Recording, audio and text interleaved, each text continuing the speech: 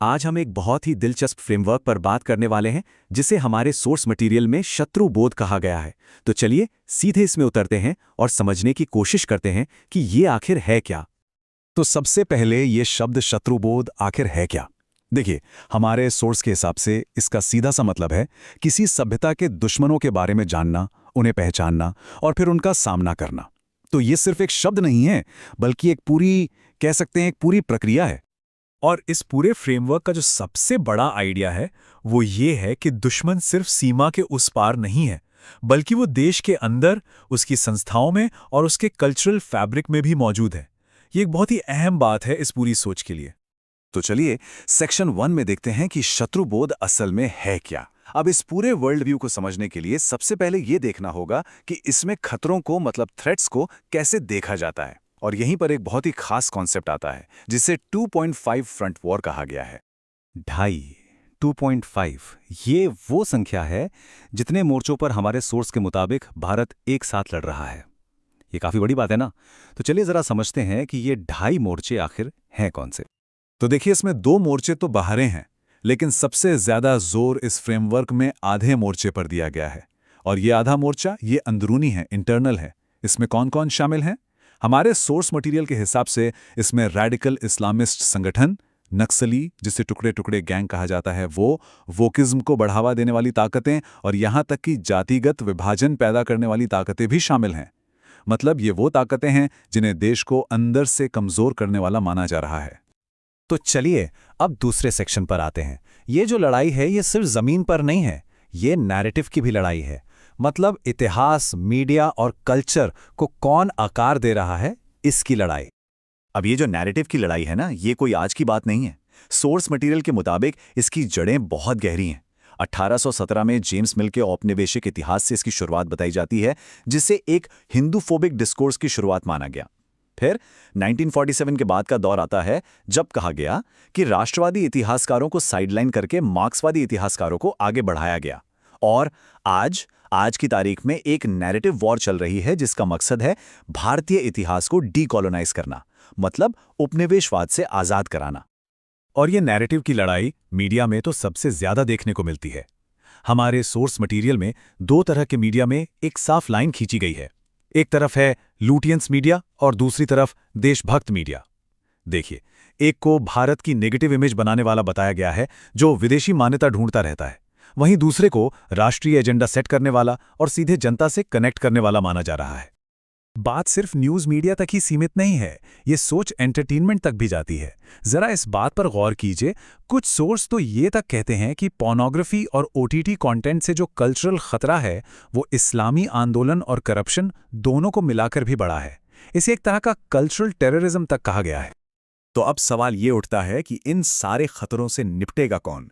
यहीं पर सेक्शन 3 आता है जो एक नए तरह के लीडरशिप की बात करता है, जिसे धार्मिक नेता कहा गया है। तो ये धार्मिक नेता कौन है? देखिए, सोर्स मटेरियल में प्रधानमंत्री नरेंद्र मोदी को सिर्फ एक पॉलिटिकल लीडर के तौर पर नहीं देखा गया है, बल्कि उन्हें एक धार्मिक नेता कहा गया है। इसका मतलब यह है कि वो सिर्फ चुनाव जीतने के लिए नहीं, बल्कि सभ्यता के जो मूल्य हैं, जो सिविलाइजेशनल वैल्यूज हैं, उनकी रक्षा के लिए काम कर रहे हैं। और भविष्य के चेहरों की बात करें तो इसमें योगी आदित्यनाथ जैसे नेताओं का नाम आता है। उन्हें किस लिए जाना जाता है? उनकी निर्णायक, मतलब डिसाइसिव और कठोर कार्रवाई करने की क्षमता के लिए। इसी लिस्ट में एक और नाम है हिमंत बिस्वा शर्मा का।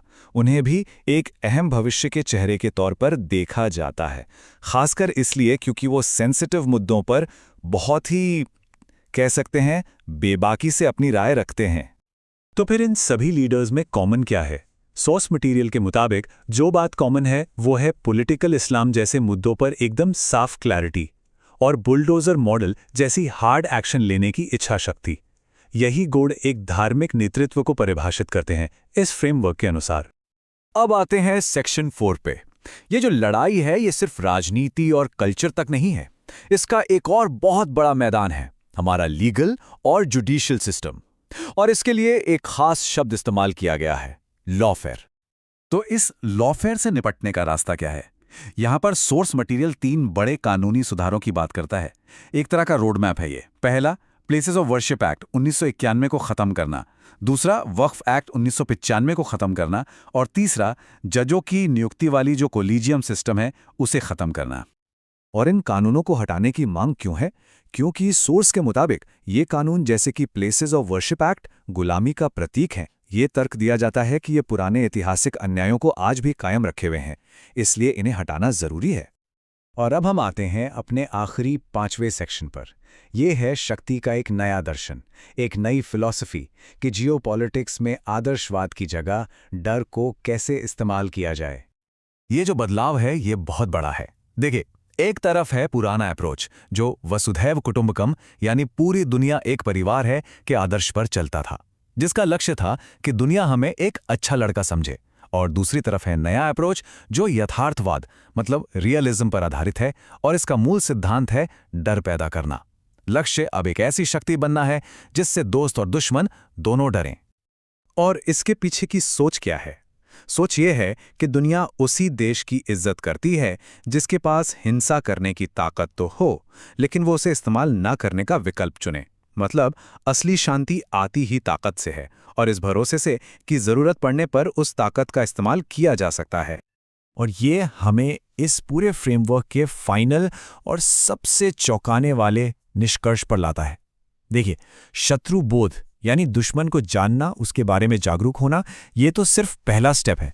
इसके बाद जो अगला कदम बताया गया है वो है शत्रुवध यानी दुश्मन का सफाया।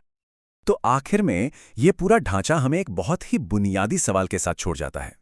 सवाल यह है कि क्या कोई राष्ट्र अपने दुश्मनों को परिभाषित करके ही खुद को परिभाषित करता है? ये एक ऐसा सवाल है जो किसी भी देश की पहचान और उसके संघर्षों के बीच के गहरे रिश्ते पर सोचने को मजबूर करता है।